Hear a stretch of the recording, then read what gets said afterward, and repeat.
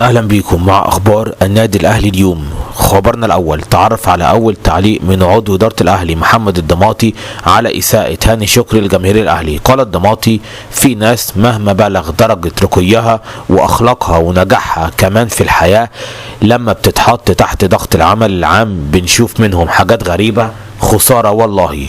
خبرنا الثاني، البنك الاهلي يرد على ضم علي معلول.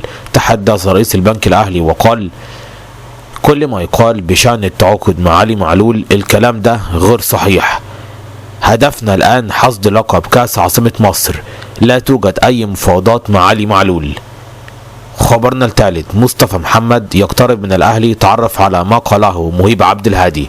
نشر مهيب عبد الهادي على حسابه الرسمي على السوشيال ميديا وكتب: مصطفى محمد قريبا من الانتقال إلى النادي الأهلي.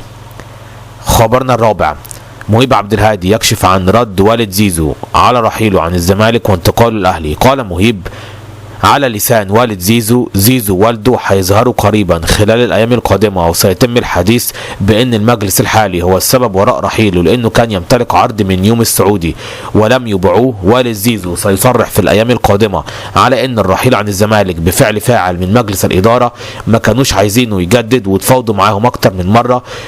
ولحظة تواجد عرض من الشباب السعودي ضم زيزو، أحد الأعضاء قام بحجز تذاكر ليقوم اللاعب بكشف طبي في الإمارات، رغم أن العرض المقدم لضم اللاعب كان من الدوري السعودي. لما كان هيرجع زيزو مجلس الإدارة كان يتحدث أنه لا يعلم أي شيء. خبرنا الخامس، شوبير يلمح لتعاقد الأهلي مع زيزو في هذا الموعد. ألمح شوبير إلى النادي الأهلي بإذن الله سيعلن التعاقد عن أحمد سيد زيزو، يا إما يوم غدا يوم 6 يونيو أو بعد غد يوم 7 يونيو على حسب وجهة نظر إدارة النادي الأهلي.